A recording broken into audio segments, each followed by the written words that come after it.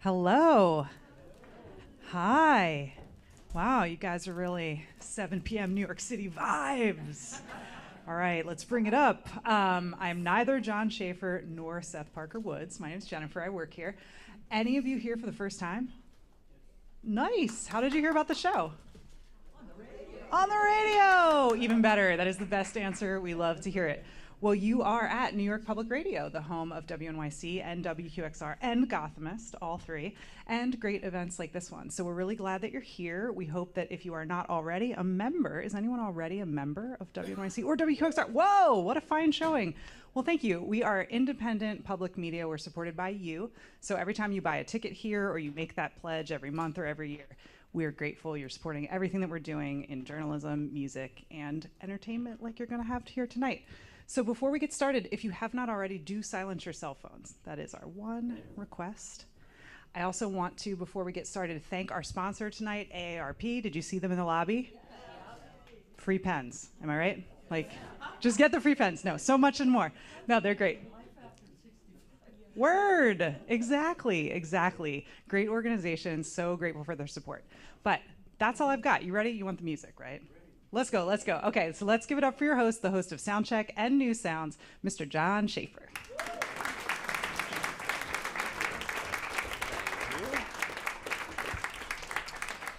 Well, thank you all for being here at the Greene Space tonight. Seth Parker Woods has joined us before with the composer Carlos Simon upstairs in our regular performance studio. But this is going to be a little bit different. Seth is bringing a program of 4 works by 4 different composers, all of them ostensibly just Seth and his cello here at center stage, although, as you will soon learn, only this first piece is truly just Seth and his cello here at center stage. All building up to the grand unveiling for the first time in New York of Seth's arrangement of Julius Eastman's piece, The Holy Presence of Joan of Arc. So we're going to get right to music. The first piece is a work by the American composer Coleridge-Taylor Perkinson. It's called Calvary Ostinato. Please welcome Seth Parker Woods.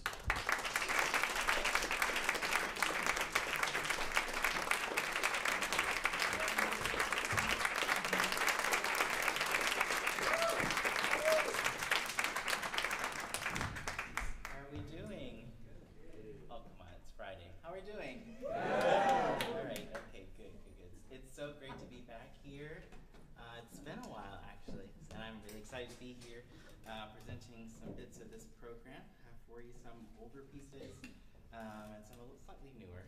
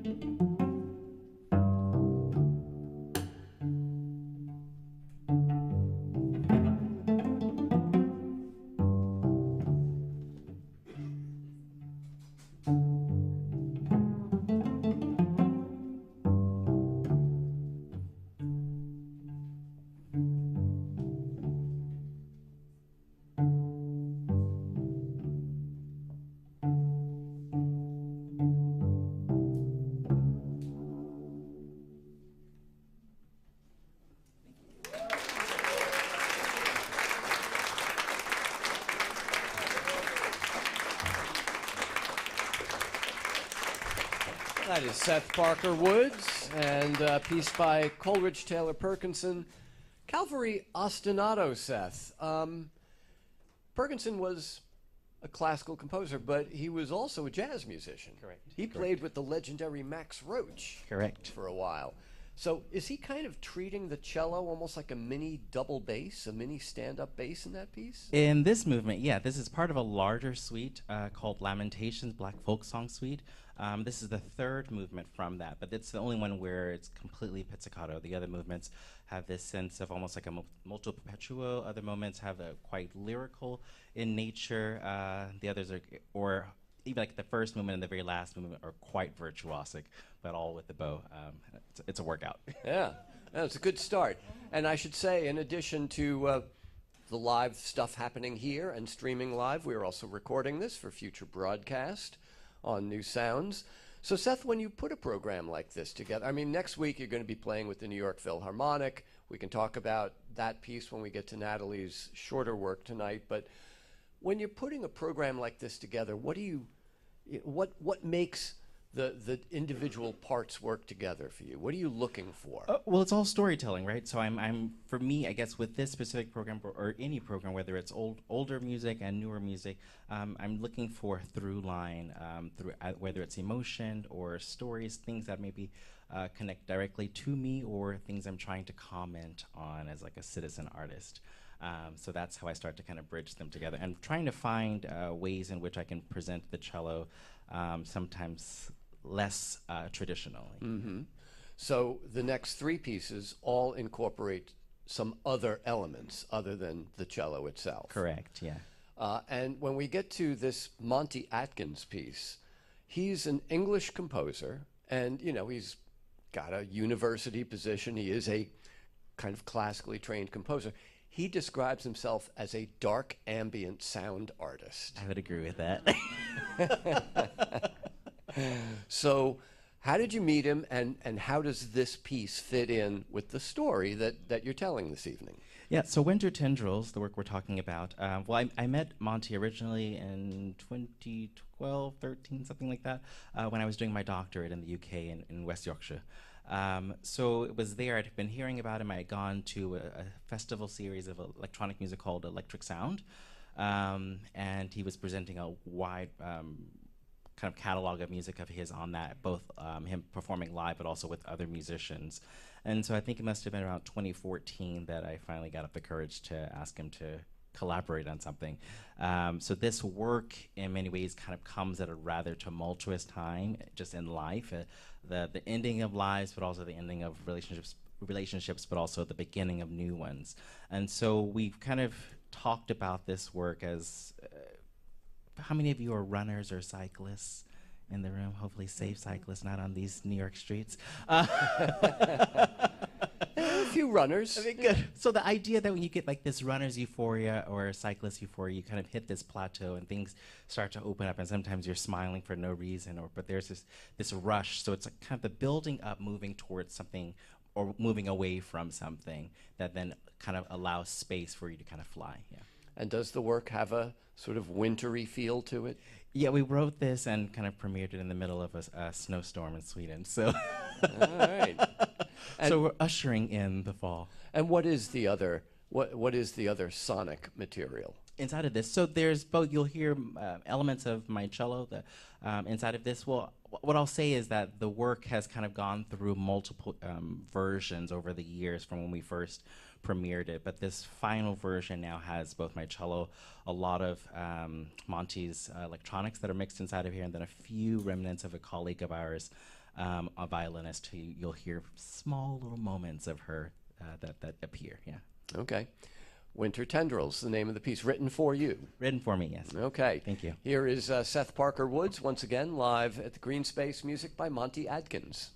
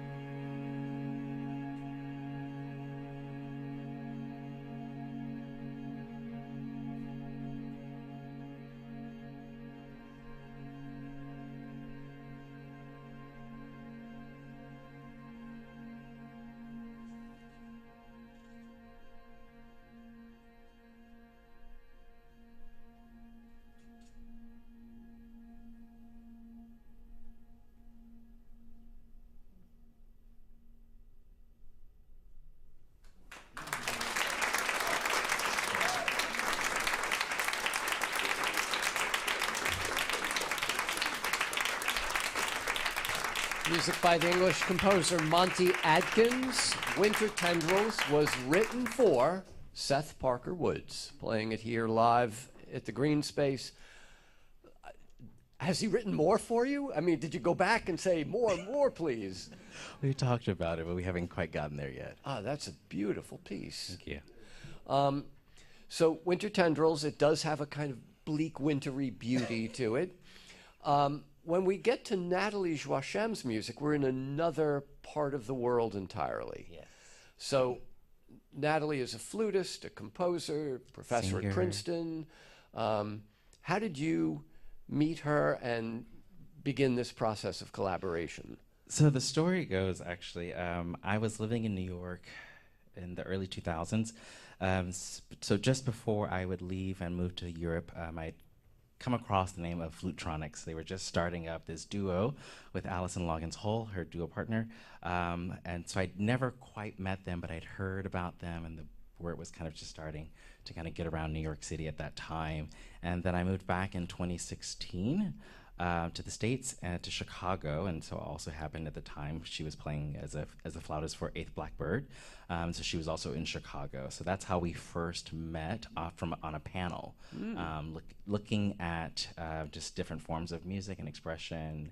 Afrofuturism, I think, was actually one of the areas we were talking about for that. And so that was like the beginning, and then we ended up being in Los Angeles playing Julius Eastman, actually. And so that was like our first time really sitting and talking and getting to connect. And I think I was like, you should write for me at some point. And she was like, I've been waiting. So that became the beginning of it. And around that time, I had heard Mwen Yo, which is the piece I'm going to perform here, which was originally written for cellist Amanda Gukin for her Forward Music project, and kind of fell in love with this work that has just, it's truly an ode and tribute to the ladies, the women, the daughters, the girls that she was surrounded by that also raised her. So this is very much so like a I am woman, hear me roar. And so I really love this work, and it really has a great vibe. It's soulful, and to also hear the field recordings of her nieces and nephews also playing in this work is really quite beautiful. So it's both a piece of place and a piece of home, yeah. And it's a very kind of summery, tropical place because, you know, she's talking about her Haiti, yes. family's tiny, tiny town of Danton in Haiti. Correct. And in the Flutetronics days, you know, that music, it was flute and electronics, and it was maybe a little more abstract or, you know, not so tied to a place. But in recent years, her albums Femmes d'Haïti, Women of Haiti, Yes. and Kimunuye, loosely, Who Are You, are built around these field recordings, Correct. going to Danton and recording her relatives and, you know, weaving all of the kind of artifacts of place into the music itself. What about the cello concerto? Next week, the 17th and 18th, you are playing Natalie's cello concerto with the New York Philharmonic. What is that piece like? So Had to Be, I think, ties in so many of these elements that she's been unearthing, the archiving, I think, of a lot of the sounds, the people, the stories that come both from Haiti, but also here, her being born here in Brooklyn.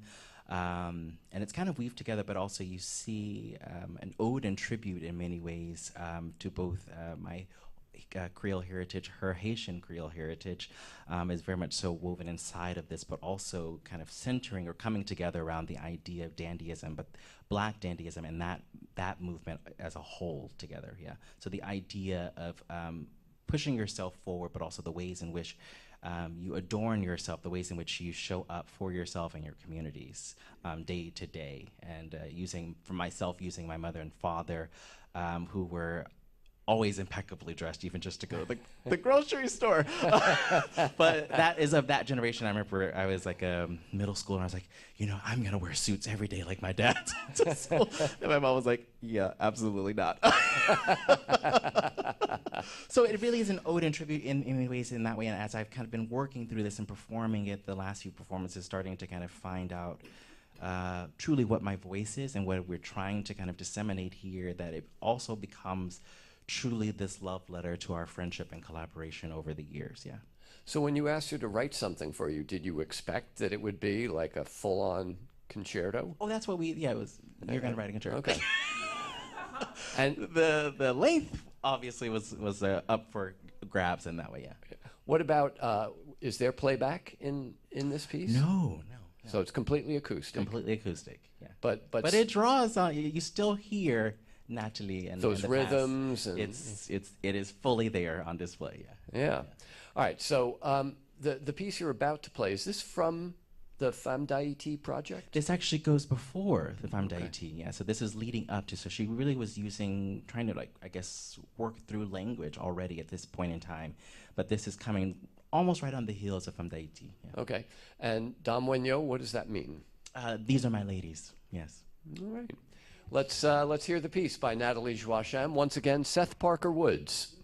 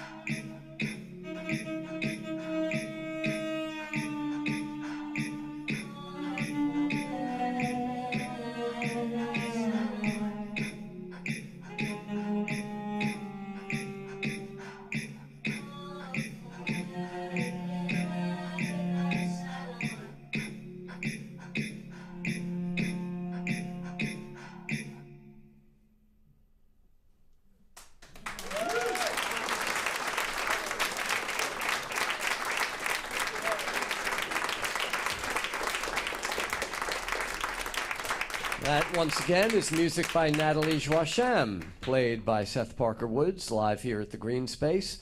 And so, Seth, that's a kind of fixed, what they call fixed media playing behind you. Correct. It's Natalie singing, plus layered also in multiple rhythms, but also the field recordings of her nieces and nephews. Right.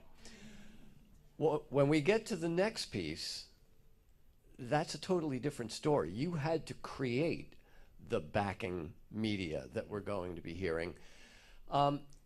In almost every way possible, Julius Eastman is different.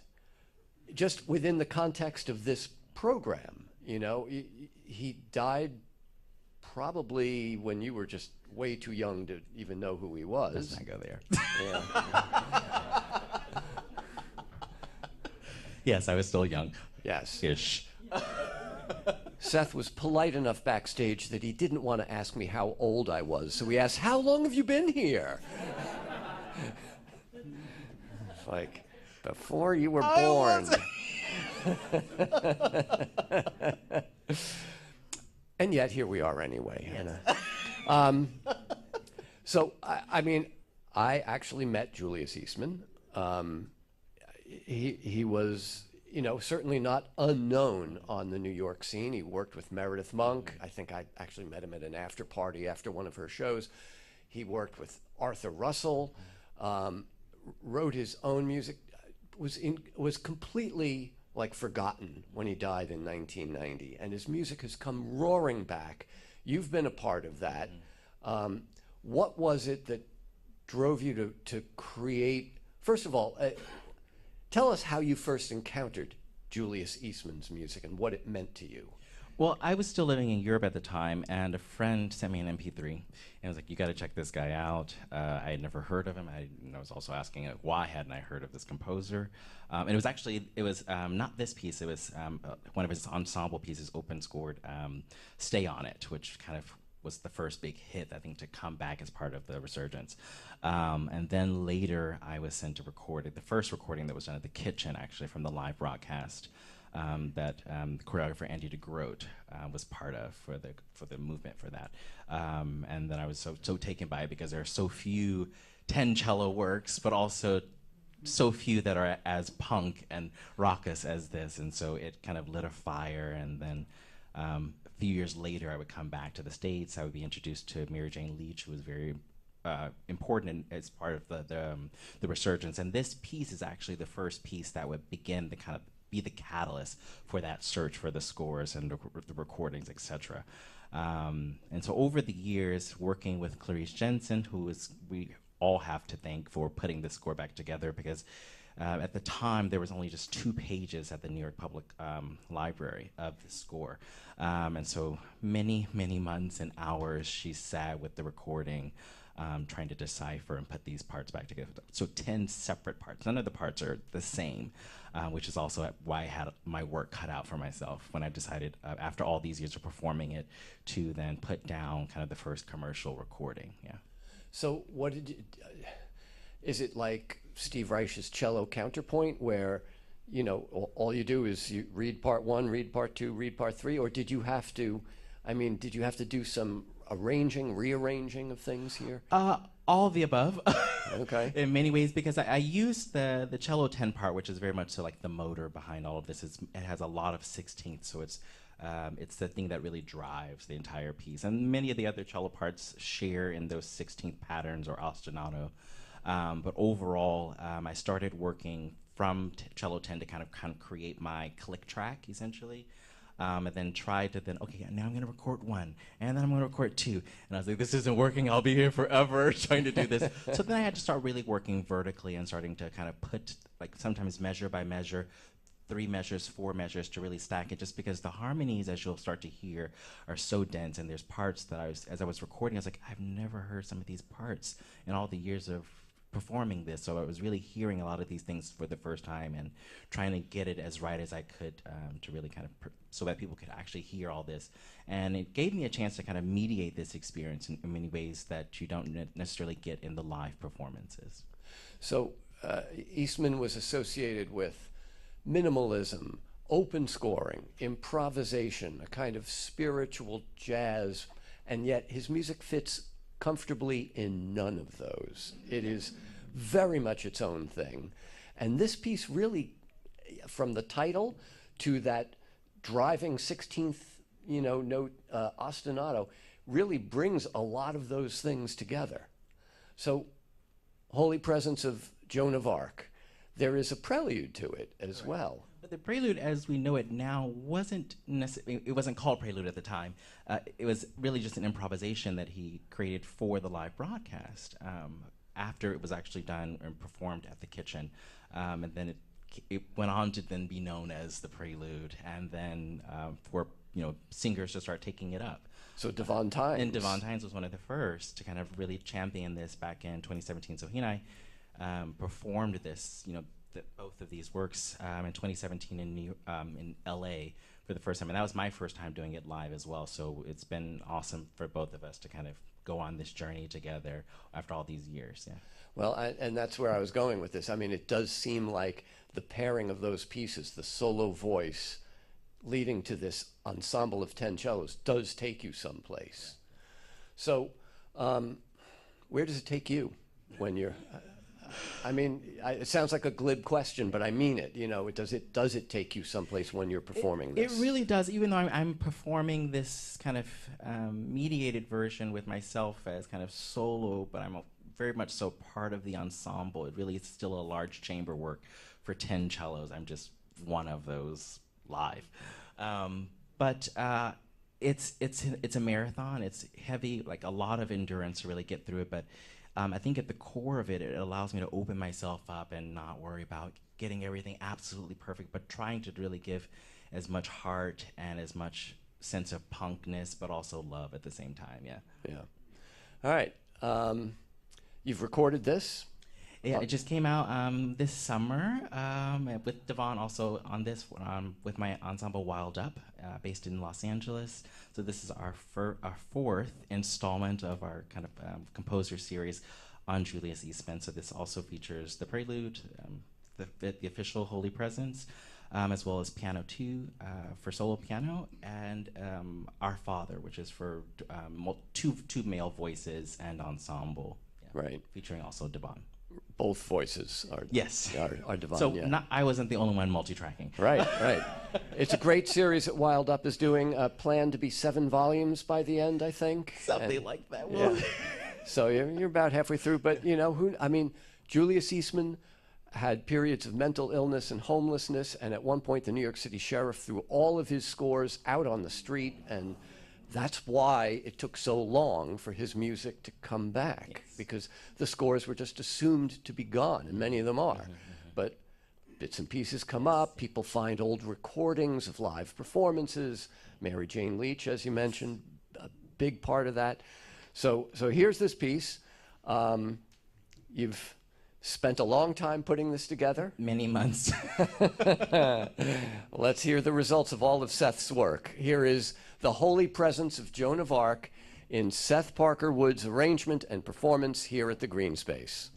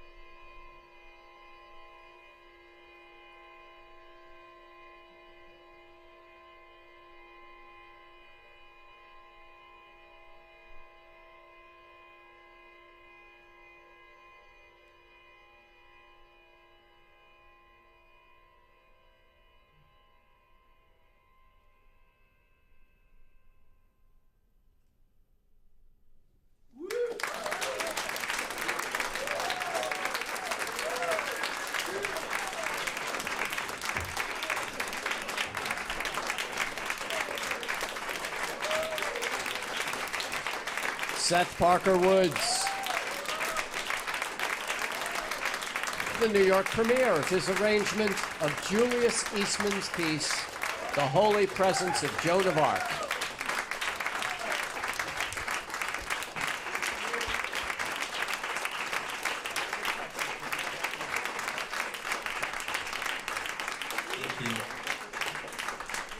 I just have to ask, what is that magical sound at the very end of the piece when the live piece stops, the live part stops, and are those just like harmonics? What is that? Yeah, it's a 7 different harmonics, and then there's a tritone that kind of pops in at the very end. So those are, as you have the ostinatos, essentially these kind of like these scalular runs that are actually happening in the 16ths.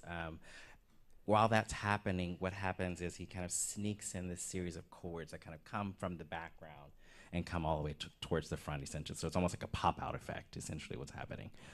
But you almost don't hear it. It's almost imperceptible, and then it's like very much so there. You kind of can't tell till you can really tell. It's almost quite granular at the very beginning as it's kind of starting to work its way in. Yeah. I mean, you do feel like some kind of presence at the. I mean, it's like a magical moment. All right. Hard to tune.